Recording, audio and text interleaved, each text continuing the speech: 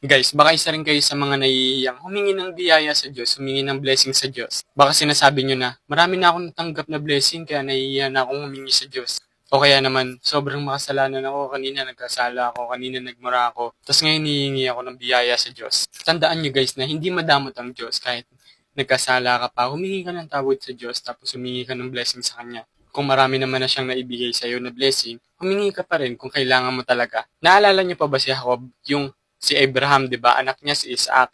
Tapos yung anak ni Isaac si Jacob. Kahit nagkasala si Jacob, binibiyayaan niya pa rin si Jacob. Kahit marami na siyang ibinigay na biyaya kay Jacob, binibigay niya pa rin ito. Dahil humihingi si Jacob, nagdadasal siya sa Diyos na bigyan siya ng biyaya. Pero syempre, mahiya ka naman kung gumagawa ka na nga ng masama tapos hihingi ka pa ng biyaya. Dapat sundin mo yung utos niya, dapat sundin mo yung kalooban niya, ganun. Kaya ka humingi ng blessing sa kanya, di ba? Alangan namang binugbog mo yung kapwa mong tao kanina tapos ngayon hihingi ka ng biyaya sa Diyos. O kaya naman pinag-isipan mo ng masama yung kapwa mo kanina tapos ngayon hihingi ka ng biyaya sa Diyos. Nakikita ng Diyos yung lahat ng nangyayari sa atin kahit sa isip natin yan, yung iniisip natin, yung nasa puso natin, yung sinasabi natin. O kahit nasa tagong lugar pa yan, kahit nasa ilalim pa yan ng lupa, siguradong nakikita yan ng Diyos. Kaya naman gawin mo ang mas nararapat at bibiyayaan ka ng Diyos. Yun lang guys, kung gusto niyo ng mga ganitong topic, follow for more and God bless.